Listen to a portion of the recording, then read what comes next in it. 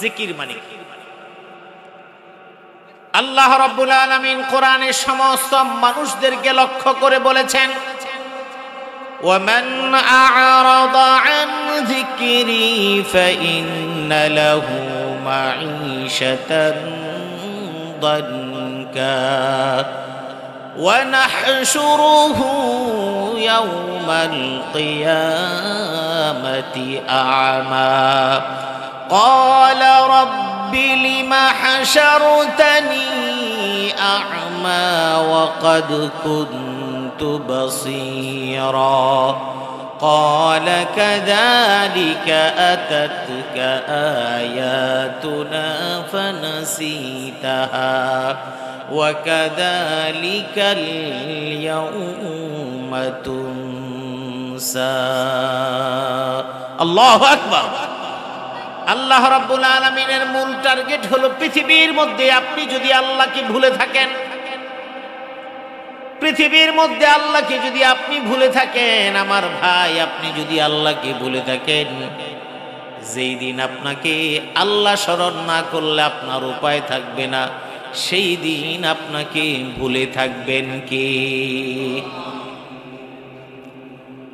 আপনি এখানে আছেন, সারাদিন আপনার প্রিয়জনকে আপনি স্মরণ করেন, কিন্তু বিপদের সময় যখন আপনি তাকে স্মরণ করেন না, এই সারাদিন মনে করার কোনো দাম নাই। আল্লাহ পাক রব্বুল আলামিন পৃথিবীর মধ্যে আপনাকে আমাকে ছোট্ট একটা জীবন দিয়েছেন, এই 60 কিংবা 70 বছরের জিন্দেগি দিয়েছেন, এটা অনেক বড় জীবন না? এখানে যে মুরব্বীরা আছেন জিজ্ঞেস যদি করি, বাবা আপনার বয়স কত, বলবে 75 70। যদি প্রশ্ন করি সর্বশেষ হাই স্কুল গন্ডি পেরিয়েছেন কত বছর, বলবে হুজুর তা তো দেখতে দেখতে 40-50 বছরের কম না, কিন্তু 50 বছর মনে হয় যেন মাত্র 1 মাস 3 মাস। তার মানে আল্লাহ পাক রব্বুল আলামিন আপনাকে যে 60 বছর 70 বছরের জীবন দান করলেন, এটা যদিও 70 বছর, কিন্তু এর পরিমাণ একেবারে অল্প। এখন প্রথম প্রশ্ন হলো, আল্লাহ বলছেন ওয়ামান আরাদা আন যিকরি, যে আল্লাহর জিকির থেকে গাফিল, আল্লাহর জিকির স্মরণ করলো না, এই জিকির মানে কি? জিকিরের অনেকগুলো অর্থ, শুধু প্রয়োজনের তাগিদে কয়েকটা বলছি। এই জিকিরের একটা অর্থ হলো নামাজ। তার মানে আল্লাহ বলছেন, একেবারে এক কথায় যদি বলি আল্লাহর জিকির থেকে যারা গাফেল, তার মানে আল্লাহ পাক রব্বুল আলামিন যেই নির্দেশনাগুলো দিয়েছেন, যেই আদেশ দিয়েছেন, যেই নিষেধ করেছেন, যা যা নির্দেশনা কোরআনে কারীমের মধ্যে দিয়েছেন, এগুলো যারা পালন করে না, এগুলো যারা পালন করবে না, তাদের জীবনটাকে সংকটময় করে দিবেন কে? এখন প্রশ্ন হলো, হুজুর আমরা তো জিকির আজকার করি, সুবহানাল্লাহ আলহামদুলিল্লাহ করি, এখানে তো জিকিরের কথা বলা হয়েছে। এই জিকিরের একটা অর্থ হলো, এই জিকিরের একটা অর্থ হলো কোরআন। তার মানে হলো যারা কোরআন থেকে গাফেল, তাদের জীবনটাকে সংকটময় করে দিবেন কি?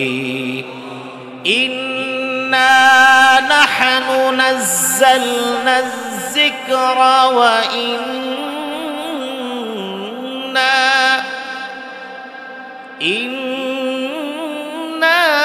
নাহনু নাযালনা যিকরা ওয়া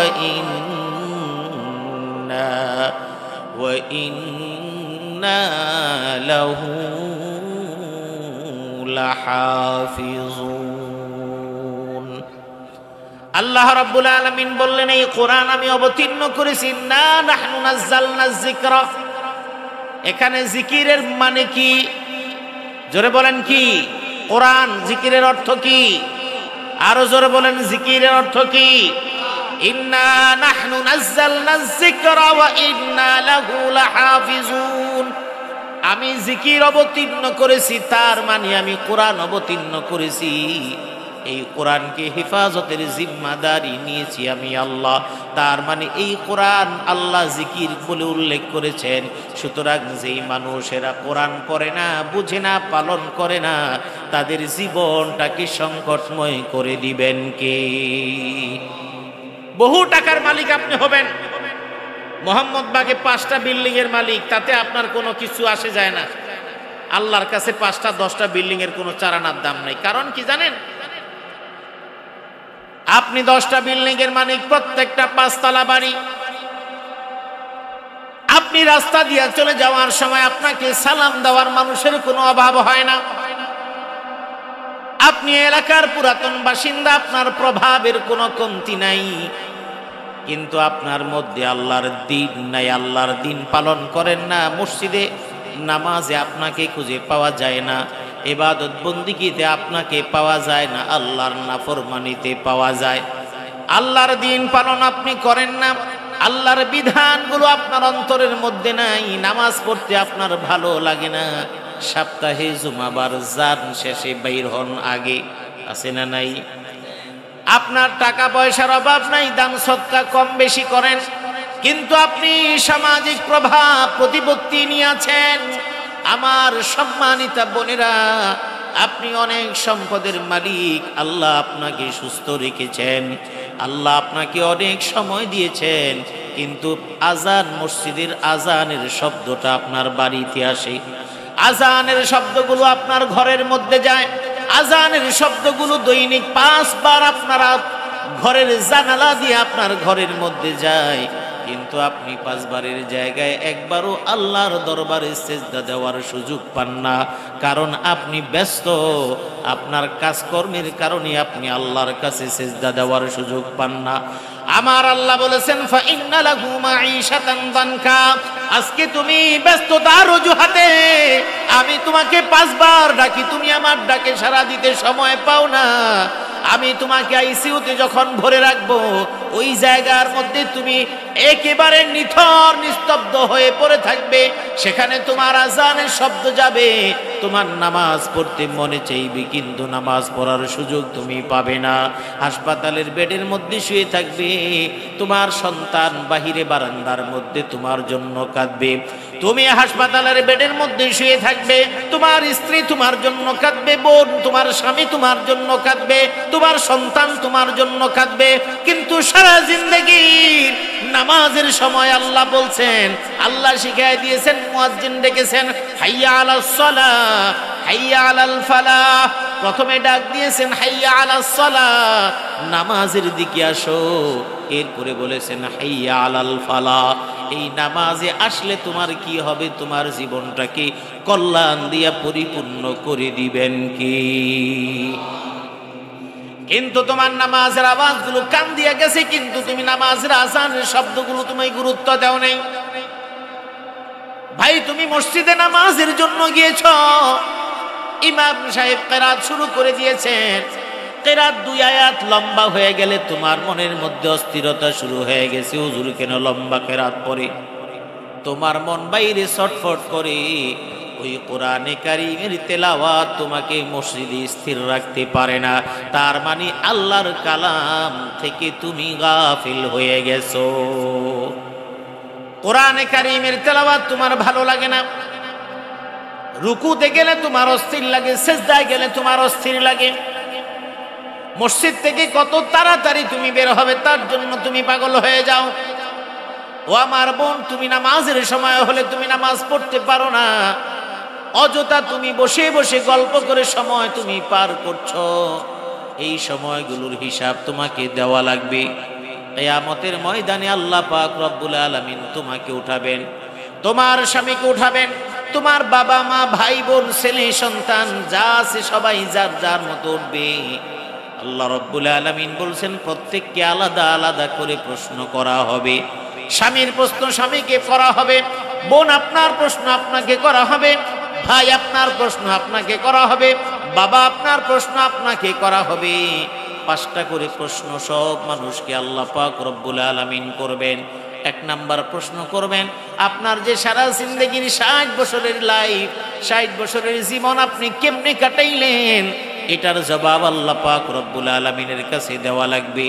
আন উমরিহি ফিমা আফনা, আল্লাহর নবী বলছেন প্রত্যেকটা বনি আদম তার 60 বছর 70 বছরের জীবন কোথায় কেমনে কাটাইলো তার জবাব দেওয়া লাগবে। আমি যদি আপনাকে প্রশ্ন করি 60 বছরের জীবন লাগবে না, যদি বাংলাদেশের দুদক যদি আপনাকে প্রশ্ন করে তুমি 5 বছর অফিসে তুমি কাজ করেছো, তুমি তার হিসাব দাও, কোনো মানুষের পক্ষে হিসাব দেওয়া সম্ভব হবে কিনা? হবে? জোরে বলেন হবে? তার মানে আপনাকে 60 বছরের প্রশ্ন করা হবে, আপনি জবাব দিতে পারবেন না, ফেল। এই সমাজের মানুষ আল্লাহর বিধান থেকে মুখ ফুরায় নিয়েছে। আল্লাহ বলেছেন ওয়ামান আরাদা আন যিকরি ফাইন্না লাহু মাঈশাতান দানকা। আমার কোরআন জিকির মানে এক নাম্বার হলো কোরআন। আমার জিকির থেকে যারা দূরে থাকবে তাদের জীবনটাকে আমি সংকীর্ণ করে দিব। 2 নম্বরে আল্লাহ পাক রব্বুল আলামিন বলেছেন জিকিরের মানে কি? জিকিরের মানে হলো নামাজ। আকিমিস সালাতা লিযিকরি, আল্লাহ বলছেন আমার জিকির নামাজের মধ্যে তুমি কায়েম করো। তার মানে হলো নামাজ হলো আল্লাহ পাক রব্বুল আলামিনের সবচাইতে বড় জিকির। জোরে বলেন সুবহানাল্লাহ। নামাজটা অনেক বড় জিকির। তাইলে আপনি 1 নাম্বার কোরআন থেকে দূরে, কারণ এগুলি বিস্তারিত আলোচনা করা যাবে না, যতটুকু আপনার ব্রেনে ধরবে অতটুকু বলতেছি। আল্লাহ এক কথায় বলে দিলেন, কারণ কোরআন এমন একটা কিতাব, এই কিতাবের শব্দগুলো অল্প কিন্তু এটার ব্যাখ্যা অনেক বেশি না কম? অনেক বেশি। এবং এটাকে বলা হয় জামি' মানি', মানে এই শব্দগুলো অল্প কিন্তু এটার অর্থের ব্যাপকতা, অর্থের গভীরতা অন্য সমস্ত ভাষাকে ম্লান করে দেয়। যে কারণে আল্লাহ বলেছেন ওয়ামান আরাদা আন যিকরি, একটা শব্দ দিয়ে দুনিয়ার সব ক্লিয়ার করে দিয়েছেন। তাহলে জিকিরের একটা মানে কোরআন। পৃথিবীর মধ্যে যেই মানুষগুলো কোরআন বোঝে না, কোরআন পড়ে না, কোরআন অনুযায়ী জীবন পরিচালনা করতে চায় না, তাদের জীবনটাকে সংকটময় করে দিবেন কে? আমি আপনাকে বুঝায় দিব সংকট কিভাবে হয়। 2 নাম্বার, এগুলি অনেক অর্থ, আমি শুধু মৌলিক যেগুলি আপনাদের একান্ত দরকার, মৌলিকভাবে জানা দরকার অতটুকু বলছি। 2 নাম্বার, নামাজ হলো জিকির। আকিমিস সালাতা লিযিকরি, নামাজ তুমি কায়েম করো আমার জিকিরের জন্য। তার মানে নামাজ হলো সবচাইতে বড় জিকির। জোরে বলেন সুবহানাল্লাহ। নামাজ জিকির কিভাবে? আপনি যখন নামাজে দাঁড়ান সেই জায়গার মধ্যে তাকবীরে তাহরিমা বলেন আল্লাহু আকবার, এখানে আল্লাহর নাম এবং জিকির আছে না নাই? এরপরে যখন আপনি দাঁড়ায় গেলেন সুবহানাকাল্লাহুম্মা ওয়া বিহামদিকা ওয়া তাবারাকা ইসমুকা ওয়া তাআলা জাদ্দুকা ওয়া লা ইলাহা গায়রুক, এটার মধ্যে আল্লাহর প্রশংসা এবং আল্লাহর আলোচনা আছে না নাই? আপনি পুরা সময় আল্লাহর জিকির করতেছেন, অন্য কোনো খেয়াল নাই। এরপরে আপনি শুরু করলেন সূরাতুল ফাতিহা, শুরু করলেন আলহামদুলিল্লাহি রাব্বিল আলামিন আর রহমানির রহিম। এই শব্দগুলো দিয়ে কাকে ডাকা হচ্ছে? কাকে? আলহামদুলিল্লাহি রাব্বিল আলামিন, যিনি আল্লাহ, তার জন্য আমরা বলছি প্রশংসা সব আল্লাহর জন্য। যিনি সারা জাহানের রব, তার মানে আল্লাহর রব আল্লাহ এবং রহমান আল্লাহ, রহিম আল্লাহ। আমরা এখানে জিকির করছি কার? সূরা ফাতিহা আমি পড়ছি, পড়তে পড়তে আমি এক সময় বলছি ইয়াকা না'বুদু ওয়া ইয়াকা নাস্তাঈন। আপনি আমি সবাই নামাজের মধ্যে দাঁড়ায় বলতেছি আল্লাহ ইয়াকা না'বুদু ওয়া ইয়াকা নাস্তাঈন, তোমার কাছে সাহায্য চাই, তোমার ইবাদত করি এবং তোমার কাছে সাহায্য চাই। বলি কি বলি না? এরপরে বলি ইহদিনাস সিরাতাল মুস্তাকিম, আল্লাহর কাছে সোজা সঠিক পথ আমরা কামনা করি। নামাজ পড়ি, সালাম ফিরাই, যা বইলা আসছি মনে আছে কিছু? কিছুই মনে নেই। নামাজ পড়ে মসজিদ থেকে বের হওয়ার পরেই আমি আল্লাহর সাথে ওয়াদা করে আসলাম ইয়াকা না'বুদু ওয়া ইয়াকা নাস্তাঈন, তোমার ইবাদত করি, তোমারই সাহায্য চাই। ইহদিনাস সিরাতাল মুস্তাকিম এটাও বলে আসলাম। বেতের নামাজে যখন দাঁড়াইলাম, আল্লাহুম্মা ইন্না নাস্তাঈনুকা ওয়া নাস্তাগফিরুকা ওয়া নু'মিনু বিকা ওয়া নাতাওয়াক্কালু আলাইকা। আমি কি বললাম? আমি একবারও চিন্তা করে দেখি নাই। আমি বললাম আল্লাহুম্মা ইন্না নাস্তাঈনুকা ওয়া নাস্তাগফিরুকা, আমি তোমার কাছে সাহায্য চাই, তোমার কাছে মাগফিরাত চাই, আমি তোমার উপর তাওয়াক্কুল করি, তোমার উপর ভরসা করি এবং তোমার জন্য রুকু করে সেজদা করি। ওয়া নাতরুকু মাইয়াফুজুরুকা, আমি তাকে বাদ দেই যে তোমার সাথে, তোমাকে যে বাদ দেয়, তোমার সাথে যে বেয়াদবি করে, তোমার সাথে যে নাফরমানি করে, তার সাথে আমার কোনো সম্পর্ক নাই। কথা তো ঠিক। তোমার সাথে যার সম্পর্ক নেই, আমার সাথে তার কোনো সম্পর্ক নাই। কিন্তু আপনি মসজিদ থেকে বের হওয়ার পরে কার সাথে আপনার সম্পর্ক বেশি? কোরআনের বিরুদ্ধাচরণ করে যে তার সাথে আপনার সম্পর্ক বেশি। কথা বলেন ঠিক কিনা?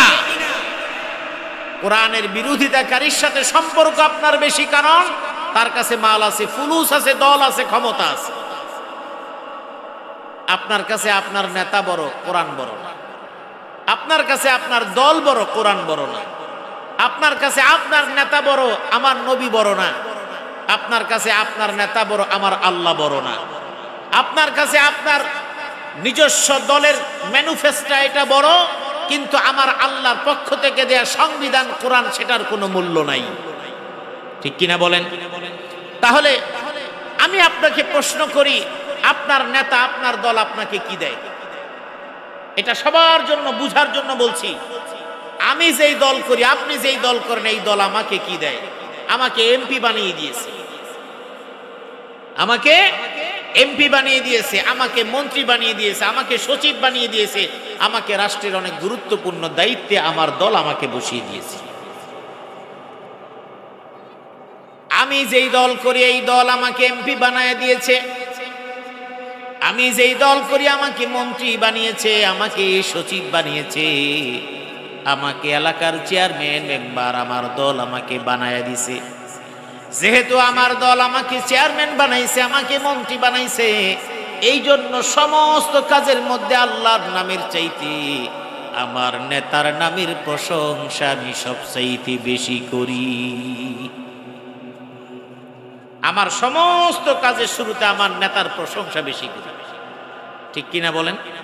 নির্ধারিত কোন দলের জন্য বলছি না, সবার জন্য। আমার দল খুশি হবে না এমন কোনো কাজ আমি করতে চাই না। আচ্ছা, যে কোনো রাজনৈতিক দলের সাথে আপনি যুক্ত, আপনার পার্টি পছন্দ করে না এমন কোন কাজ আপনি করবেন? কথা বলেন, জবাব দিন। করবেন?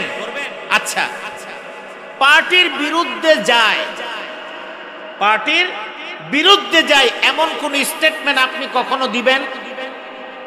পার্টির বিরুদ্ধে যায়, নেতার বিরুদ্ধে যায়, আপনার স্থানীয় নেতার বিরুদ্ধে যায়, এমন কোন কথা আপনি মরে দাঁড়ায়ও বলবেন না। কারণ ওই সংবাদ যদি আপনার নেতার কানে যায়, তাহলে আপনার দলীয় পদ পদবি নাও থাকতে পারে। ঠিক কিনা? তাহলে আপনার দলীয় পদ পদবীর জন্য আপনি নেতার বিরুদ্ধেও কথা বলেন না, দলের বিরুদ্ধেও কথা বলেন না। কিন্তু যেই আল্লাহ, অথচ দল আপনাকে শুধু একটা পদ দিল, দল শুধু একটা এমপিগিরি দিল, দল শুধু একটা মন্ত্রীগিরি দিল, তবে এমপিগিরি মন্ত্রীগিরি যাই দেওয়া হয়েছে, রিজিকের মালিক আপনার দল না। কারণ তার জন্য যা বরাদ্দ, তার বেশি সে কোনোদিন কামাই করতে পারবে না। চুরি চামারি করে, লুটতরাজ করে কামাই করলেও আল্লাহর পক্ষ থেকে যা রিজিক তার বরাদ্দ, তার বেশি সে কোনোদিন খেতে পারবে না, ভোগও করতে পারবে না। বিল্ডিং বানাবে 6টা, একটাও ভোগ করতে পারবে না। বাড়ি বানাবে 6 তলা, একটাও ভোগ করতে পারবে না। ফ্রিজের মধ্যে খাবার থাকবে, খেতে পারবেন না। ডাইনিং টেবিলে রং বেরঙের খাবার থাকবে, কিন্তু আপনি খেতে পারবেন না। আপনার খেতে মন চাইবে, কিন্তু আপনি খেতে পারবেন না। কারণ আল্লাহ আপনার এমন অবস্থা করে দিবেন, কারণ আপনি বলবেন খেতে তো মন চাই, কিন্তু ডাক্তার নিষেধ করে দিয়েছে। আছে না নাই? ফাইন্না লাহু মাঈশাতান দানকা। জীবনে কোনোদিন নামাজের ধারে কাছে পাওয়া যায় নাই, জীবনে কোনোদিন আল্লাহর বিধানের আনুগত্যে পাওয়া যায় নাই, জীবনের কোনো সময় ইসলামের পথে পাওয়া যায় নাই।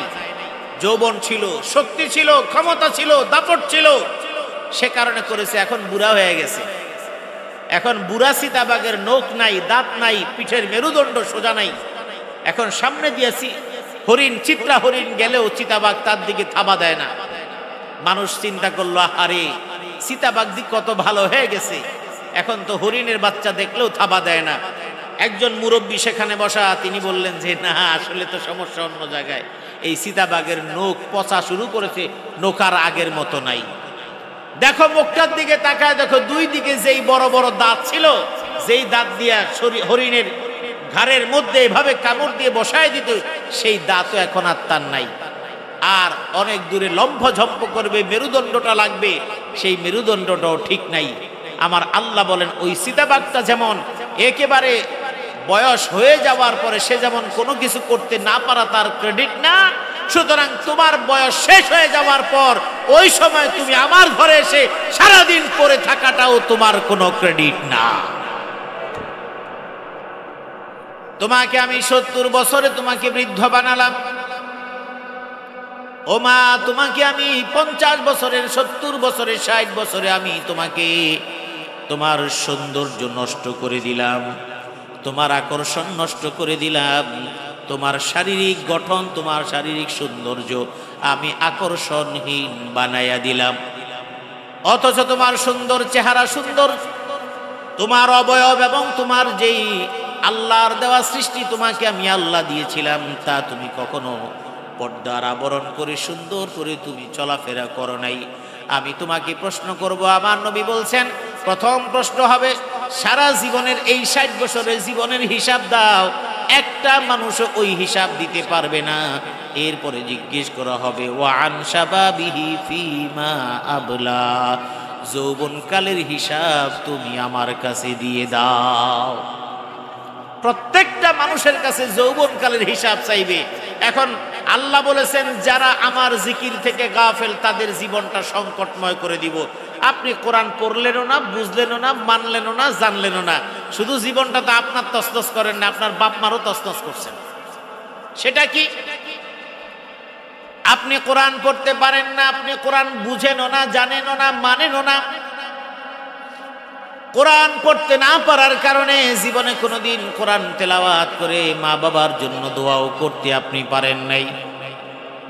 এই বর্তমান যুগের মানুষ মনে করে এক সময় তো মানুষ কোরআনে কারীম তেলাওয়াত করত, কিন্তু এই যুগে কোরআন কারো ঘরে নাই। রমজান ছাড়া এই বাংলাদেশে কোরআনে কারীম এখন আর ঘরে ঘরে তেলাওয়াত হয় না। হয়? জোরে বলেন হয়? গ্রামাঞ্চলে দুই একজন পড়লো, শহরে পড়ে কিনা আমি জানি। আমার ধারণা ভুল হোক, এটাই আমি চাই। তবে এটুকু আমার ধারণা, ঢাকার শহরে এমন বহু ঘর পাওয়া যাবে যেই ঘরের মধ্যে একটা কোরআনে কারীমও রাখে না। আছে না? যদি টেক্সট কোরআন মনে করেন এরকম একটা কোরআন শুধুমাত্র আরবি পাঠ করার জন্য থাকেও, তর্জমা কোরআন পাবেন না। বাংলা অনুবাদ, বাংলা তাফসীর, এটা যেন একটু পড়া যায়, এটা আপনি পাবেন না। কারণ এদেশের মানুষ এত ব্যস্ত, সারাদিন এত ব্যস্ত, 2 রাকাত নামাজ পড়ার সময় তার নাই, 1 পৃষ্ঠা কোরআনে কারীম তেলাওয়াত করার সময় নাই, এবং নামাজ পড়বে সময় নেই। আল্লাহ বলছেন তোমার যে সময় নেই, ব্যস্ততা, রান্না বান্না, সন্তানদের লেখা পড়া, কোচিং, পুরুষদের জন্য চাকরি বাকরি, অফিস, ব্যবসা প্রতিষ্ঠান, সময় নেই। আপনিও ব্যস্ত, আমিও ব্যস্ত, ওয়াইফ ব্যস্ত, বোন ব্যস্ত, মা ব্যস্ত, কারো সময় নেই। আল্লাহ বলেন কোনো সমস্যা নেই। হঠাৎ করে আপনি ব্যস্ততার মধ্যে হঠাৎ স্ট্রোক করলেন, 6 তলা বিল্ডিং এর কাজ ধরছেন, আপনি মাত্র 1.5 তলা করছেন, অনেক পরিকল্পনা, টাকা পয়সা সব ঠিকঠাক, ব্যাংক লোন পাস, পরিকল্পনা করতে করতে আপনারা সবাই কে কয় তলা নেবেন, কোন ফ্লোর কেমন ভাবে সাজাবেন, আপনার রুমটা কোন দিকে হবে, টয়লেটটা কেমন হবে, এটার কিচেনটা কেমন হবে, টাইলসটা কেমন হবে, মার্বেল হবে নাকি নরমাল হবে, দেশি হবে না চায়না হবে, কোন কোম্পানি হবে, পরিকল্পনা শেষ। আপনার যা বয়স তাতে আপনার পরিবার কোনোদিন চিন্তা করে না আপনি স্ট্রোক করতে পারেন। শরীর স্বাস্থ্য, আপনি বিগত 2 বছরের মধ্যে ডাক্তারের কাছে আপনার যাওয়া লাগে নাই, কিন্তু হঠাৎ করে আপনার মাথা ঘুরায় পড়ে গেছে, সুস্থ সবল মানুষ, হাসপাতালে নিয়ে যাওয়া হয়েছে, আধা ঘন্টা পরে বলে যে নাই। আছে না নাই? জোরে বলেন আছে না নাই? এই সাজানো বাগান মুহূর্তের মধ্যেই ধ্বংস করে দিতে পারেন কে? আল্লাহ। তো সেজন্য আপনি সব ছেড়ে দিবেন তা বলছি না, আপনার সমস্ত কাজ চলবে, কিন্তু ওই কাজের ফাঁকে আল্লাহকে স্মরণ করা লাগবে কি লাগবে না? নামাজের সময় হবে, নামাজে দাঁড়ায় যাবেন, কতটুক সময়? 15 মিনিট, 10 মিনিট, 20 মিনিট, এর বেশি না। অথচ আপনি বাসা থেকে নামার পরে পান দোকানে একটা পানের খিলি বানাইয়া মুখে দিয়া চাবাইতে চাবাইতে 15 মিনিট নষ্ট করেন, ঠিক কিনা? আর যারা 2 আঙ্গুলের ব্যবসা করেন, অর্থাৎ এটা হলো বিড়ি খায়, যারা সিগারেট টানে, তারা তো একটা সিগারেট ধরাইতে ধরাইতেই তো পূর্ণ মিলান। আমি কি তোমাকে চোখ দেই নাই? আমি কি তোমাকে কান দেই নাই? আমি কি তোমাকে সন্তান দেই নাই? আমি কি তোমাকে সম্পদ দেই নাই? বলবে হ্যাঁ আল্লাহ দিয়েছেন। তা তোমাকে এত কিছু দিলাম, এগুলি কি তুমি আমার কাছে চাইছিলা? বলে না, না চাইতে তো আল্লাহ তুমি দিয়ে দিয়েছো। আল্লাহ প্রশ্ন করবেন, তা আমারে তুমি ভুলে গেলা কেন? হাদিসের ভাষা, যেটা আয়াত বলছি এটার সমর্থক হাদিস বলছি। আল্লাহ প্রশ্ন করবেন, তোমাকে এত কিছু দিলাম, তুমি আমাকে ভুলে গেলা কেন? তোমার কিছুই ছিল না, তোমার একটা কুঁড়ে ঘর ছিল, সেখান থেকে তোমাকে আমি বহু টাকার মালিক বানিয়েছি। তোমার একটা ঘর ছিল না, বিল্ডিং ছিল না, তোমার ক্ষেত খামার ছিল, সেখান থেকে তোমাকে আমি বাড়িওয়ালা বানাইছি। তোমার গাড়ি ছিল না, তোমাকে আমি গাড়িওয়ালা বানাইছি। বলবে হ্যাঁ আল্লাহ সব পাইছি। তা তুমি আমাকে ভুলে গেছো কেন? আমার কথা মনে নাই কেন? বলবে আল্লাহ এই বাড়িঘর করতে গিয়া, চাকরি বাকরি করতে গিয়া, ছেলে পেলে মানুষ করতে গিয়া আমি তোমার কথা ভুলে গেছিলাম। আমি এটা বলছি হাদিসের কথা। আল্লাহ পাক রব্বুল আলামিন তখন বলবেন, তুমি সেই দিন ভুলে গেছিলা আর আমি আজকে তোমাকে ভুলে গেলাম। এটা হলো হাদিসের ভাষা। আর কোরআন সেখানেই বলছে, ফা ইন্নালাহু মাঈশাতান দানকা ওয়া নাহশুরুহু ইয়াওমাল কিয়ামাতি আ'মা ক্বালা রাব্বি লিমা হাশারতানি আ'মা ওয়া কাদ কুনতু বাসীরা ক্বালা কাযালিকা আতাতকা আয়াতুনা ফানাসীতাহা ওয়া কাযালিকাল ইয়াওমা তুনসা। তুমি পৃথিবীতে আমাকে ভুলে থেকেছ, আমিও তোমাকে এখন ভুলে গেলাম। তার মানে হলো 1 নাম্বার হলো কোরআন, 2 নাম্বার হলো নামাজ। এই দুইটা আপনি বাদ দিলে আল্লাহ আপনার জীবনটাকে সংকটময় করে দিবেন, ঠিক কিনা? জিকিরের আরেকটা অর্থ এই দ্বীনি হালাকা, এই যেখানে কথাবার্তা বলা হয়, যেখানে কথাবার্তা শোনা হয়। জিকিরের অর্থ হলো সুবহানাল্লাহ, আলহামদুলিল্লাহ, আল্লাহু আকবার, লা ইলাহা ইল্লাল্লাহ। এটা জিকির। আফজালু যিকরি লা ইলাহা ইল্লাল্লাহ। জিকির তিলাওয়াতুল কোরআন, আফজালু যিকরি তিলাওয়াতুল কোরআন। কোরআনে কারীমের তেলাওয়াত করা এটা উত্তম জিকির। তার মানে কোরআন পড়তে পারেন না, কোরআন তেলাওয়াত করতে পারেন না, নামাজ পড়েন না, এরপরে সুবহানাল্লাহ আলহামদুলিল্লাহ পড়েন না, জিকির কি? জিকির মানে হলো স্মরণ। আপনি ব্যবসায়ী মানুষ, ব্যবসা করতেছেন, ব্যবসা করতে গিয়ে আপনি সেখানে আল্লাহকে স্মরণ করছেন না, আল্লাহর জিকির থেকে গাফেল। তার মানে আপনি ওজন দিতেছেন, এখানে আপনাকে আল্লাহকে স্মরণ করার মানে কি? আপনি ওজন দিতে যে চিন্তা করা উচিত, এখানে আমি ওজনে কম দিতে পারবো না। পৃথিবীর কেউ না দেখলেও একজন দেখেন, তিনি কে? এই যে আপনি আল্লাহকে দেখেন, আল্লাহ আপনার সব কিছু দেখেন, এটা চিন্তা করে যে একজনকে ঠকালেন না, এটার নাম হলো ঈমান। কিন্তু আপনি আল্লাহকে ভুলে গেলেন, আল্লাহর স্মরণকে ভুলে গেলেন, দিলেন মালে কম দিয়া, বাস কাম ফিনিশ। আল্লাহ বলছেন ফা ইন্নালাহু মাঈশাতান দানকা। এক গোয়ালা দুধ বিক্রি করে, প্রত্যেক দিন বাজারের ওই মুদি দোকানের গলির সামনে দিয়া গোয়ালা দুধ নিয়ে যায়। গোয়ালা দুধ নিয়ে প্রতিদিন যায়। একদিন ওই মুদি দোকানদার বলল, এই গোয়ালা তোমার দুধ কেমন? বলে আমার দুধ তো ভালো, সবাই তো নেয়। বলে তুমি আমাকে এক কাজ করো, কালকে আমাকে 1 কেজি দুধ দিয়ে যেও। তো গোয়ালাকে যখন মুদি দোকানদার দুধের কথা বলল, তো গোয়ালাও হঠাৎ দোকানের সামনে দাঁড়ানোর পরে চিন্তা করলো, বাড়িতে তো ডাইলও নাই, তাইলে একটু ডাল নিয়ে যাই। বলল ঠিক আছে মহাজন, আপনি কালকে দুধ পেয়ে যাবেন, তাহলে আমাকে একটু 1 কেজি মুসুরি ডাল দেন, অথবা চিনি দেন, অথবা লবণ দেন 1 কেজি। এখন না প্যাকেট জাত, আগে তো প্যাকেট জাত ছিল না, সবই তো খোলা। 1 কেজি মসুর ডাল আপনি আমাকে দেন। দোকানদার 1 কেজি মসুর ডাল মাপলো।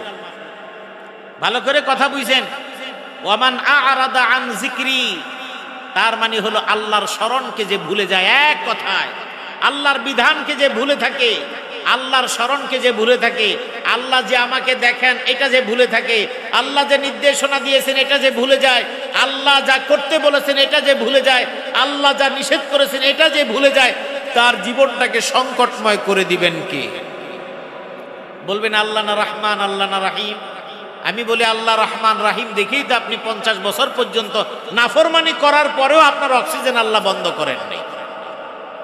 কিন্তু হাসপাতালে যাওয়ার পরে 3 দিন পরে হাসপাতাল থেকে বলা হলো আইসিইউ বেডের যে চার্জ হয়েছে 4 লাখ টাকা হয়ে গেছে, আপনারা তাড়াতাড়ি 3 দিনের বিল পরিশোধ করেন। 3 দিনের বিল পরিশোধ না করলে কিন্তু আজকে আর আইসিইউতে রাখা যাবে না। আমি জেনে বলছি, বিগত 3 দিনের বিল জমা দেন, কারণ 3 দিনের বিল জমা না দিলে আজও যে 2 দিন থাকবে, রোগী মারা গেলে তখন আপনাদের কাছ থেকে টাকা আদায় করা অনেক কঠিন হয়ে যাবে। 3 দিনের বিল 3 লাখ বলেন 4 লাখ বলেন, আপনি পারছেন না, সাথে সাথে অক্সিজেন বিল অন্যান্য বিল আদায় করে দেওয়া হয়, ওখানে কোনো বাকি রাখা হয় না। আল্লাহর নাফরমানি 50 বছর পর্যন্ত করলেন, তারপরেও আল্লাহ আপনার জন্য ফ্রেশ অক্সিজেন 1 সেকেন্ডের জন্য বন্ধ করে নাই। এটা কার দয়া? এরপরও আপনি আল্লাহর বিরুদ্ধে কথা কোন টের পান না? কত অভিযোগ আল্লাহর বিরুদ্ধে আপনার আমার, আল্লাহ এটা দিল না, ওটা দিল না। তো আল্লাহ পাক রব্বুল আলামিন এই সব কিছু দিয়েই বলেছেন। ওই গোয়ালা এবার মুদি দোকানদারের কাছ থেকে যখন মুসুরি ডাল কিনে নিয়ে গেল, 1 কেজি মুসুরি ডাল দোকানদার কিনে দিয়ে দিল। পরের দিন যখন দুধ আনবে, এখন দুধ মাপার ওনার যেই মগটা ছিল ওই মগটা নাই, খুঁজা পাইতেছে না। যেটা দিয়ে শের বা কেজির যে দুধ ঢালবে একটা পাত্র, সেই পাত্রটা খুঁজে পাচ্ছে না, যেহেতু পলিথিনে দুধ দিবে। চিন্তা করলো গতকালকে দোকানদার আমাকে মুসুরি ডাল, তার কাছে আমি 1 কেজি চেয়েছিলাম, সে আমাকে 1 কেজি মুসুরি ডাল দিয়েছে, সুতরাং 1 পাল্লায় মুসুরি ডাল রাখি, আরেক পাল্লায় আমি পলিথিন রেখে তারপর আমি দুধ ওখানে ঢালতে থাকি। ঢেলে ঢেলে আমি 1 কেজি মিল করি। এবার পাল্লা উঠে 1 কেজি মিল করছি। মুসুরি ডাল ইকুয়াল টু দুধ। গিট্টু দিয়া স্বাভাবিকভাবে দুধওয়ালা গোয়ালা বাজারে গিয়ে তারপর ওই মুদি দোকানদারের কাছে দুধ বিক্রি করে চলে গেছে। মুদি দোকানদার নিজেও তো 2 নম্বর, সন্দেহ তো তার ভিতরে কুটকুট কুটকুট করতেছে। তার মনে সন্দেহ হলো গোয়ালা কি বাটপার নাকি ভালো মানুষ, দুধ কি ঠিক মতো দিল কিনা। এবার স্কেলটা ঠিকঠাক মতো, কারণ আগে তো টিপ দিছে, এখন আর টিপ দেয় না। নিজের বেলায় 16 আনা, অন্যের বেলায় তো নাই। এখন ভালো মতো স্কেলটাকে ভালোভাবে দেখে শুনে এবার দুধটা বসায় দেওয়ার পরে দেখে এখানে দুধ তো 1000 গ্রাম নাই, মানে 1 কেজি নাই, এখানে 1 পোয়া কম আছে। দোকানদার তো খুব মারাত্মক ক্ষিপ্ত যে গোয়ালা তো 2 নম্বর, এত বাটপার মুসলমান কেমনে এমন চুরি চামারি করে, প্রতারণা করে। খুব ক্ষিপ্ত হয়ে চিন্তা করলো আসুক আমার কাছে টাকা নেওয়ার জন্য। ওই মাথায় দুধ দিতে গেছে, আসুক। গোয়ালা দুধ টুধ সব বিলি করে টাকা টুকা নিয়ে এই মুদি দোকানদারের কাছে আসার পরে বলে, মহাজন আমার দুধের টাকা দেন। মহাজন তো মহা ক্ষিপ্ত হয়ে বলে, এই গালি গালাজ করে বা যেভাবে বলা দরকার বলার পরে, এই তুই বাটপার, তুই প্রতারক, তুই আমাকে দুধ ঠিক মতো ওজন করে দেস, তাই এইরকম ব্যবসা কতদিন যাবত করে, এই করে সেই করে অনেক কিছু। বলে মহাজন এত ক্ষিপ্ত হয়ে তো লাভ নাই, আমি তো ঠিকই দিছি ওজন। বলে কেমনে ওজন দিলা? আমার তো বাটখারা নাই, আমার মাপার যেই মগটা ছিল সেই মগটাও হারায় গেছে, এই জন্য গতকালকে যে 1 কেজি মুসুরির ডাল আপনার থেকে নিয়ে গেছি, ওই মুসুরির ডাল 1 পাল্লায় দিয়ে আরেক পাল্লার মধ্যে পলিথিন দিয়ে দুধ ঢাইলে 1 কেজি ওজন করছি। দোকানদার বুঝা গেছে কাম তো আমার উপরে এসে পড়ছে। বুঝেন কি কথা, কি বুঝাইতে পারলাম? তার মানে মুদি দোকানদার 1 কেজি মসুর ডালের মধ্যে কিন্তু কম দিছে, যতটুকু কম দিছে ওটুকু কম কিন্তু গোয়ালা দুধ তারে দিছে। তার মানে আপনি যখন মুসুরির ডাল মাপেন ওই সময় আপনার অন্তরের মধ্যে আল্লাহর স্মরণ ছিল না। কথা বলেন ঠিক কিনা? সামনে রমজান মাস, রমজান মাসে আপনি একাকী ঘরে থাকেন, আপনার স্ত্রী নাই, সন্তান নাই, আপনার মা বাবা কেউ নাই, বোন আপনি আছেন, আপনার স্বামী নাই, আপনার সন্তান নাই, কেউ নাই, বাসায় আপনি একা। ভাই আপনি যেখানে আছেন সেখানেও কেউ নাই, আপনি রোজা রেখেছেন, ইচ্ছা করলে ঘরের মধ্যে অনেক দামি দামি খাবার আছে, সুস্বাদু খাবার আছে, আপনি খেতে পারেন, পৃথিবীর কোনো মানুষ আপনাকে দেখবে না। আপনি কলের পানি খেতে পারেন তৃষ্ণার কারণে, কিন্তু আপনি খান না, কারণ আল্লাহ আপনাকে দেখেন, এই চিন্তা আপনার মাথার মধ্যে আছে, সেই জন্য আপনি খান না। এমনকি ইফতার সামনে নিয়ে বসে আছেন, ওই ক্যালেন্ডারের মধ্যে টাইম দেওয়া আছে, ইফতারের টাইম হলো 6টা 30 মিনিট, 6টা 26 মিনিট, ঘড়ির মধ্যে দেখেন 6টা 26, তারপরেও আপনি খান না। কারণ চিন্তা করেন পাশের মসজিদে আজান দেখ, আজান দিলে আমি কনফার্ম হব সময় হয়েছে, কিন্তু আপনার ঘড়ি বলছে 6টা 25, 6টা 26, 6টা 30, তার মানে ঘড়ির টাইম এবং ক্যালেন্ডারের টাইম অনুযায়ী ইফতার আপনি করতে পারেন, কোনো সমস্যা নাই। তবু আপনি খেজুরটাকে হাতে করে নিয়ে বসে আছেন, আজানের শব্দটা শোনার পরে বিসমিল্লাহ বলে মুখে দিলেন। এই যে আপনি আল্লাহকে স্মরণ করে আপনি রোজাটাকে রাখছেন, রোজাটাকে ভাঙছেন, ইফতার করছেন, কিন্তু আপনি যখন অফিসে কাজ করতে যাচ্ছেন, অফিসের মধ্যে চাকরি করছেন, সেই জায়গায় একজন মানুষ আসলো, আপনার কাছে কাজকর্ম আছে, আপনি ওই জায়গায় বসে বললেন যা দিবেন দিয়ে যান, রোজার দিন সবার সামনে নেওয়া যাবে না, ওই ডয়ারের মধ্যে আপনি রেখে যান। এমন বলার মতো লোক বাংলাদেশে আছে না নাই? শুধু আসেই না, অফিসে যাবেন এমন বলে না, এমন লোকের সংখ্যা অনেক কম। ঘুষের টাকা দিয়ে যান, তাড়াতাড়ি জামাত দাঁড়ায় গেছে, জামাত ধরতে হবে, আছে না নাই?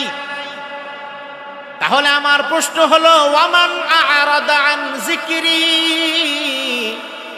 আপনি অফিসের মধ্যে আপনি ঘুষ খাচ্ছেন, সেখানে আপনি ডয়ারে ঢুকাইয়া দিয়েছেন, সেই জায়গায় আপনি চিন্তা করছেন না এখানে আমার আল্লাহ আমাকে দেখছেন, কারণ আপনি এখানে আল্লাহকে ভুলে গেছেন। আমার আল্লাহ বলছেন তুমি 2 নম্বর ভাবে জীবন যাপনের জন্য যা পয়সা কামাইবা, তুমি কামাই করবা, কিন্তু তোমার জীবনটাকে সংকীর্ণময় করে দিবেন কি?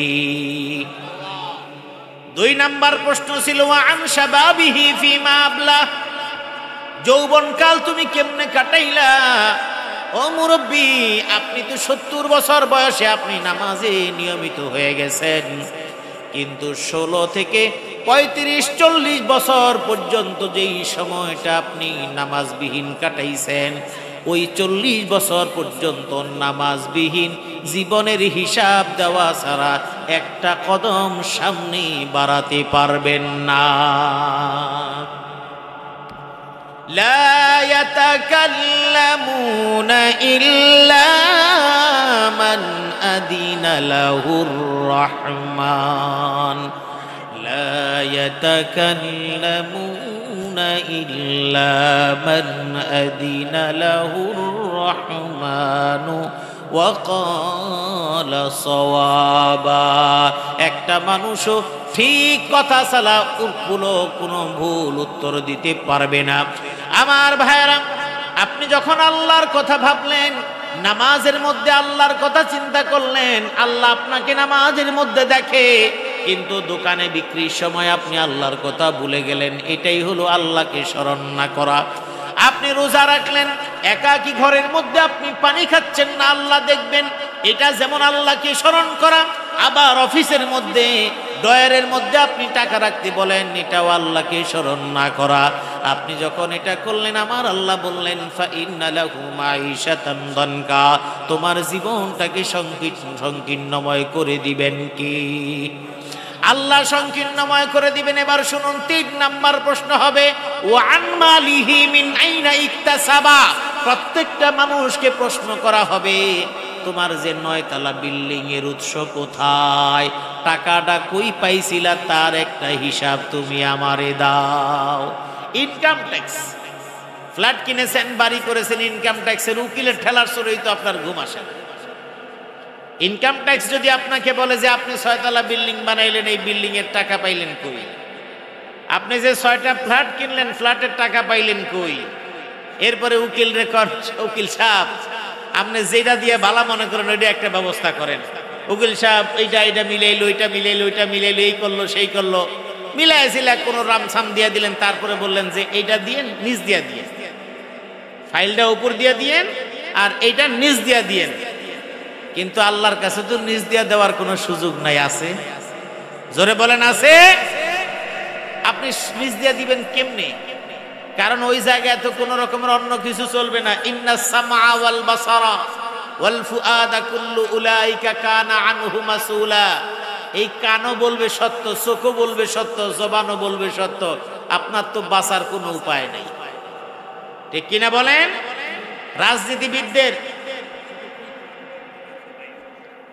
রাজনীতিবিদদের কোনো কারণে কিংবা বড় শিল্পপতিদের দুদক, বাংলাদেশে একটা সংস্থা, দুদক যদি শুধুমাত্র বলে ওই শিল্পপতির অর্থের হিসাবটা আমার দরকার, ওই ব্যক্তির পায়জামা তখনই ঢিলা হয়ে যায়। অথচ এই দুদকের যারা কাজ করে তাদেরকে বিভিন্নভাবে ঘুষ দেওয়ার সিস্টেম আছে, বিভিন্নভাবে বুঝানোর সিস্টেম আছে, তাতেই তার মাথা খারাপ। কিন্তু আল্লাহ রাব্বুল আলামিনের কাছে কোনো বুঝানোর সিস্টেম নাই। আপনার জবান বন্ধ, সব বন্ধ, অটোমেটিক সব হিসাব একদম রেডিমেড তৈরি হয়ে আসবে। আপনার হাত আপনার বিরুদ্ধে, কান আপনার বিরুদ্ধে, চোখ আপনার বিরুদ্ধে, জবান আপনার বিরুদ্ধে, সব বলে দিবে ওয়ান মালিহি মিন আইনা ইকতাসাবা। সুতরাং মাল কোথা থেকে কামাই করছে আপনি জবাব দিতে না পারলে পারবেন তো না, আপনার অঙ্গ প্রত্যঙ্গ জবাব দিয়ে দিবে। ফা ইন্না লাহু মাঈশাতান দানকা। সুতরাং দুনিয়ার জীবনটা সংকীর্ণময় করে দিবেন, যেহেতু দুনিয়ায় মাল কামানোর সময় আল্লাহর কথা আপনি কখনো স্মরণ করেন নাই। এরপরে 4 নাম্বার প্রশ্ন করা হবে ওয়াফিমান ফাকা, কোন কোন খাতে আপনি টাকা খরচ করেছেন। আপনাদের কি কষ্ট হচ্ছে? আমি বেশি সময় বয়ান করব না।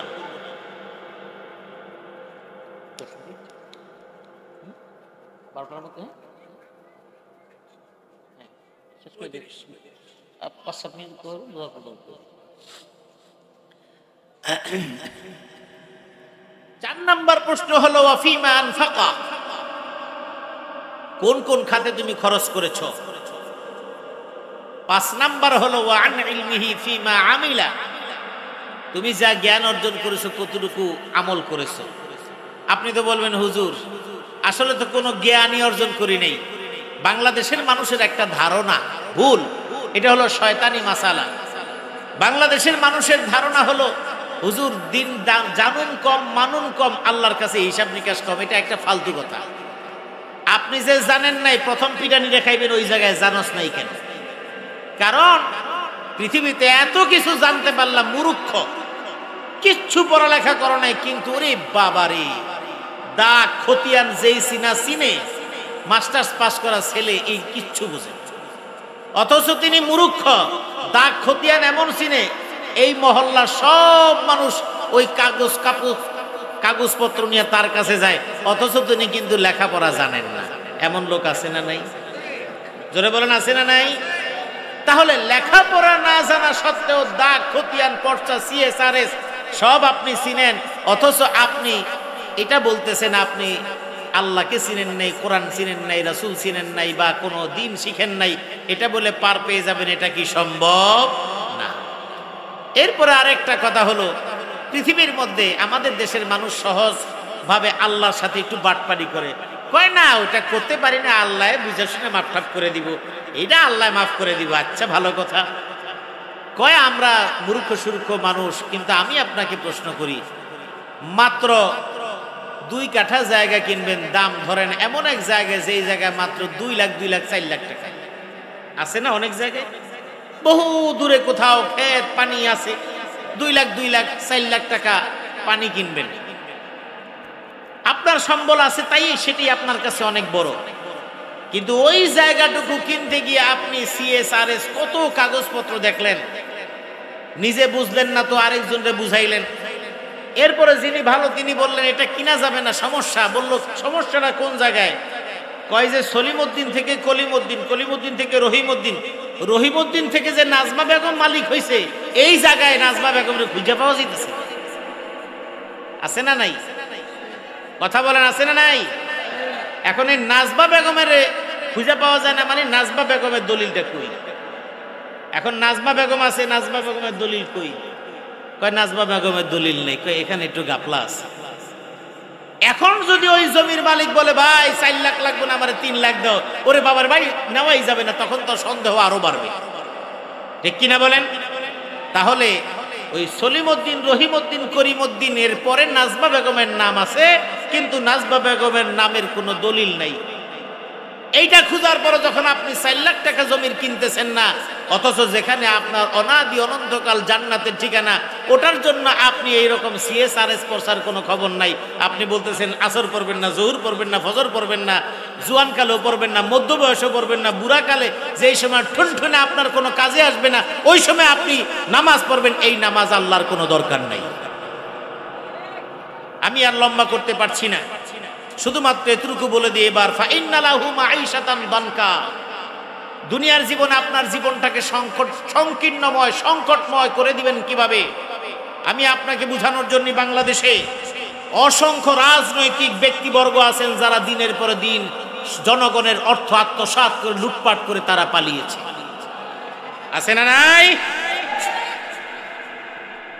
এখন খবর জানেন আপনি? কেউ হয়তো বউ পোলাপান একসাথে আছে, কিন্তু লাভ নাই, ওই জায়গায় থাকতেছে ঠিক, মনের মধ্যে শান্তি নেই। কারণ ঘর থেকে বেরিয়ে সবাই চোর, বাংলাদেশে তাইয়া পলাইছে। আমি আপনাকে বুঝার জন্য বলছি, পূর্ব মানে আগের মানুষ যে দিকে যায় তাদের এটা হলো পরবর্তী মানুষের জন্য ইতিহাস এবং শিক্ষার বিষয়। বহু রাজনৈতিক ব্যক্তিবর্গ সহায় সম্পত্তি ফেলে রেখে পালিয়েছেন, সহায় সম্পত্তি পালিয়েছেন রেখে, কিন্তু তার রাতে এখন ঘুম আসে না এই সম্পত্তিগুলো যদি বেহাত হয়ে যায়। কোরআনের অসংখ্য আয়াত আছে, কাযালিকা ওয়া আওরাসনাহা কওমান আখারিন। ফেরাউনকে যখন ডুবিয়ে মারা হয় তখন আল্লাহ এই ঘটনাগুলো আল্লাহর নবীকে শোনাচ্ছেন। ফেরাউন এবং তার সদল বলে যখন মেরে ফেলা হলো, একদম তাদের বিরান এত সুন্দর সুন্দর বাগ বাগিচা, বাড়ি, হরিণের বাগান, ঝর্ণা ধারা, এইরকম কাতল মাছ, বোয়াল মাছ, শীতল মাছ সব ছিল, কিন্তু তাদেরকে একবারে পতন ঘটিয়ে দেওয়ার পরে তাদের আর ওখানে বাগ বাগিচার কোনো অস্তিত্ব খুঁজে পাওয়া যায় নাই। কোরআন বলছে ওয়াজরুই ওয়া মাকামিন কারীম, সুরম্য অট্টালিকা ছিল, এত সুন্দর বাড়ি ঘর ছিল, এগুলি খুঁজে পাওয়া যায় না। কাযালিকা ওয়া আওরাসনাহা কওমান আখারিন, তারা শেষ, তাদের পরবর্তী প্রজন্মরা এগুলি দখল করে নিয়েছে। দখল মানে ওয়ারিশ সূত্রে তারা এগুলির ভোগ দখল করা শুরু করে দিয়েছে। সুতরাং সংকট কিভাবে? আল্লাহ পাক কয়েকভাবে সংকট করে দেয়। সহায় সম্পত্তি, বাড়িঘর সব আছে, আপনি অসুস্থ, হাসপাতালে শোয়া, আপনার এই সিটে, আপনার অসুস্থ বেডে, ওখানে একজন, দুইজন, তিনজন, একদিন, 2 দিন, 3 দিন যায়, বিছনার মধ্যে আপনি পড়া, আপনার কাছে 3-4 দিন, 5 দিনের পরে আপনার বেডের পাশে বসার মতো লোকও আপনি খুঁজে পাবেন না। অসুস্থ হয়ে পড়ে আছেন, প্যারালাইজড হয়ে গেছেন, ঘরের মধ্যে মলমূত্র ত্যাগ করে 1 দিন 2 দিন আপনজন পরিষ্কার করবে, এরপরে আপনার ওই ঘরের কাজ দিয়ে আত্মীয়রা আসবে না, কারণ ওই ঘরের কাজ দিয়ে গেলে দুর্গন্ধ আসে, আপনার কাছে যাওয়ার তো প্রশ্নই আসে। চোখের পানি ফেলে দিয়ে আপনি কাঁদবেন। আল্লাহ বলে ফাইন্না লাহু মাঈশাতান দানকা, জীবন একটা সংকীর্ণ করে দিয়েছি। পৃথিবীর মধ্যে এত জমিন, কিন্তু হাঁটার জায়গা আপনার নাই, আপনার জায়গায় ঘরটার মধ্যে, বিছনার মধ্যে মলমূত্র আপনি ত্যাগ করছেন বলার মতো ক্ষমতা আপনার নাই। হাসপাতালের বেডের মধ্যে শোয়া, বাড়িতে প্রাডো গাড়ি কিংবা BMW আছে, আরো অনেক দামি দামি গাড়ি আছে, কিন্তু তার জন্য হুইল চেয়ারটাই সবচেয়ে বড় দামি গাড়ি, এর চাইতে বড় গাড়িতে উঠার তার তৌফিক নেই।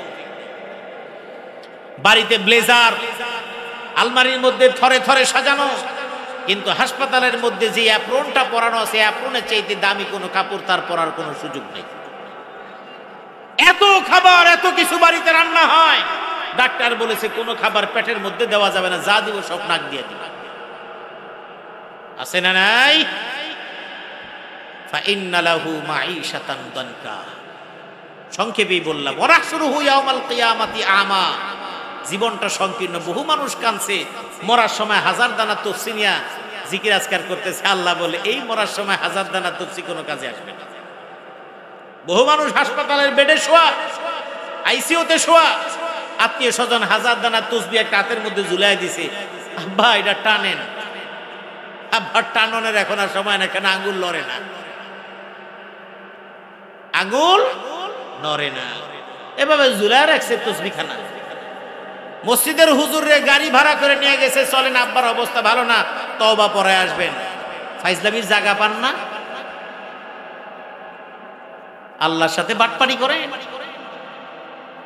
জীবনের শেষ বেলায় যে কথা বলতে পারে না, হুঁশ নাই, জ্ঞান নাই, তাকে আপনি তওবা পড়াচ্ছেন মসজিদের হুজুর দিয়া। তওবা পড়ানোর জিনিস না, তওবা নিজে করার জিনিস। তওবা মানে অনুশোচনা। কখন করবেন তওবা? যেই সময় মদ খাইতে পারেন কিন্তু ভুলে খেয়ে ফেলেছেন, মদের বোতল সামনে, এখন তওবা করছেন, আল্লাহ এই মদ আমি স্পর্শ করব না, এটার নাম তওবা। সরকারি অফিসে আপনি চাকরি করছেন, প্রতিদিন অফিসে ঢোকার পর থেকে আপনার কাছে শুধু ঘুষ আর ঘুষ, কিন্তু আপনি খাচ্ছেন না, এটার নাম তওবা। ও ঘুষ খাইয়া পেট খান পুরা ডোল বানায়া, কোটি কোটি টাকার মালিক বনে বিশাল বিশাল বাড়ি ঘর বানায়া এখন বুড়াকালে আল্লাহর কাছে তওবার ফাইজলামি করেন। তওবার মানে হলো অন্যের হক যে আপনি কুক্ষিগত করেছেন, প্রত্যেকটা হক ওই ব্যক্তিদের কাছে আপনি পৌঁছে দিয়ে তাদের কাছে মাফ চেয়ে তারপরে আল্লাহর কাছে ক্ষমা চাইলে এটার নাম তওবা। চুরি করে টাকা দিয়ে বিল্ডিং বানায় তাহাজ্জুদ পড়লে কোনো লাভ নাই। চুরি করা টাকা দিয়ে তাহাজ্জুদ পড়ে কোনো লাভ নাই। কারণ জায়নামাজে সেজদা দিয়ে জান্নাত খুঁজবেন না, বরং কারো হক নষ্ট করে থাকলে তার হক তাকে বুঝায় দেন। মানুষের হক যতক্ষণ পর্যন্ত দিতে না পারবেন, আপনি মনে রাখবেন একটা কদম সামনে বাড়তে পারবেন না। ৭০,০০০ বছরের ইবাদতের বস্তা নিয়েও আপনি জান্নাতে যেতে পারবেন না। সুতরাং ফাইন্না লাহু মাঈশাতান দানকা ওয়া নাহশুরুহু ইয়াওমাল কিয়ামাতি আ'মা। অন্ধ করে উঠানো হবে। আল্লাহ আমি তো কামাইছিলাম ঠিক এদিক সেদিক, কিন্তু মসজিদ তো আমি একটা ছাদ নিজেই বানায় দিছি। টাকা হলো ২ নাম্বার। দুনিয়াতে ঘুষ দিতে দিতে অভ্যাস গেছে খারাপ হইয়া, এই জন্য চুরি করা টাকা ১ লাখ দিয়ে দিছে মসজিদের ছাদের নামে। আছে না নাই? গ্রামে মাদ্রাসার ভবন বানায় দিছে ৩ তলা। এলাকার মানুষ তো তার নামে সিন্নি খায়।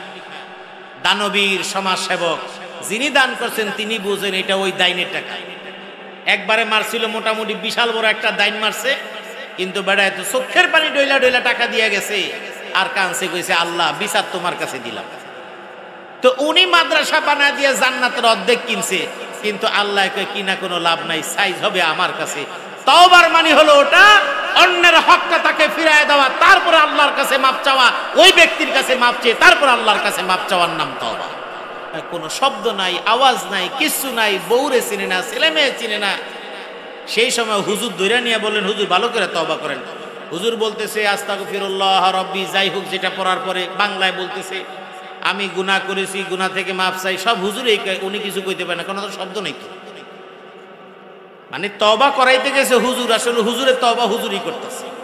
তো হুজুরের লাভ আছে, হুজুর মাগনা গেল, মাগনা আইলো, ৫০০ টাকা পকেটে বললো এই তো দিয়েন, হুজুরে দিয়েন, হুজুর এইরকম করে দিয়েন না, হুজুর এমনি দেখলে একটু হুজুরের মুসাফাকারে হাদিয়া দিয়েন, কোনো সমস্যা নাই। তবে এই তওবায় কোনো কাজ আসবে না। কারণ ইন্নাল্লাহা লাম ইয়াকবাল তাওবাতাল আবদি মা লাম ইউগারগির। হাদিসের শব্দ হলো মৃত্যু যখন গড়গড়া আলা জিহ্বা পর্যন্ত চলে আসে, মুমূর্ষ অবস্থায় চলে আসে, ওই সময় আল্লাহ কারো তওবা কবুল করেন না। ফেরাউন ডুবার সময় বলতেছিল আমানতু আন্নাহু লা ইলাহা ইল্লাল্লাযী আমানাত বিহি বানু ইসরাঈল। যখন ডুবতেছে পানি খাইতেছে, তখন বলতেছে ডুবতেছে আর আমি বনি ইসরাঈল যেই রবের উপর ঈমান আনলো আমিও আনলাম। আল্লাহ বলছেন আল আন, ও এখন সময় হয়েছে তোমার। ওয়াকাদ আসাইতা কাবলু, একটু আগেও তুমি আমার নাফরমানি করেছো। ওয়া কুনতা মিনাল মুফসিদিন, তুই ছিলি সবচেয়ে বড় সন্ত্রাসী, ফাসাদ সৃষ্টিকারী। এরপর আল্লাহ বলে দিলেন না, তোর তওবা কবুল হওয়ার কোনো প্রশ্নই ওঠে না, তোরে মারবো, তোর দেহটাকে অক্ষত রেখে দিব বিশ্ববাসীর জন্য। ঠিক তেমনি ভাবে জীবনের শেষ প্রান্তে যদি আপনি যেই সময় তওবা করবেন ওটা যদি আপনার তওবা কবুলিয়াতের সময় না হয়, তাহলে জীবন বরবাদ, দুনিয়া আখিরাত পরকালে অন্ধ করে উঠাবেন আল্লাহ। ওয়া নাহশুরুহু ইয়াওমাল কিয়ামাতি আ'মা, এরপরে বান্দা বলবে ক্বালা রব্বি লিমা হাশারতানি আমা, আমারে কেন আন্ধা বানাইলা, ওয়াকাদ কুনতু বাসীরা, আমি তো চক্ষুষ্মান ছিলাম। আল্লাহ বলবেন কাযালিকা আতাতকা আয়াতুনা ফানাসিতাহা, আমিও তো আমার বিধানগুলো এরকম ভাবে তোমাকে দিয়েছিলাম, তখন তুমি ভুলে গেছো। লাভ কামাই ভাবে সেই জন্য ওজনে কম দিছো। দুধ বেচবা 100 টাকা কেজি দিয়ে দিছো, তুমি 1 কেজি পানি মিলে পাউডার মিলে দুধের দাম বাড়াইয়া দিয়া তারপরে দেধারসে বিক্রি করছো। হিসাব কিন্তু আমার কাছে একদম কানায় কানায় আছে না নাই? কাযালিকা আতাতকা আয়াতুনা ফানাসিতাহা ওয়া কাযালিকা লিয়াওমা তুনসা। দুনিয়ার ব্যস্ততা আমারে ইবাদত করার তুমি টাইম পাও নাই। যেই কথাটা আমরা বলি, ভাই হাজী সাহেব অমুক সাহেব তমুক সাহেব, ভাই আপনারা দেখি না মসজিদে ঘটনা, হুজুর কোয়েন না, এত ব্যস্ত টাইম পাই না, দোয়া করেন, আইবো ইনশাআল্লাহ, অসুবিধা নেই, তোমার আর দোয়া লাগবে না, আশা লাগবে না, তোমার টাইম এমন দিবে তখন দেখবা তুমি ঘরে আসার সময়ও তুমি পাবা না। ওয়া কাযালিকা লিয়াওমা তুনসা। আল্লাহ পাক রব্বুল আলামিন আমাদের সকলকে হেফাজত করুন, আমিন।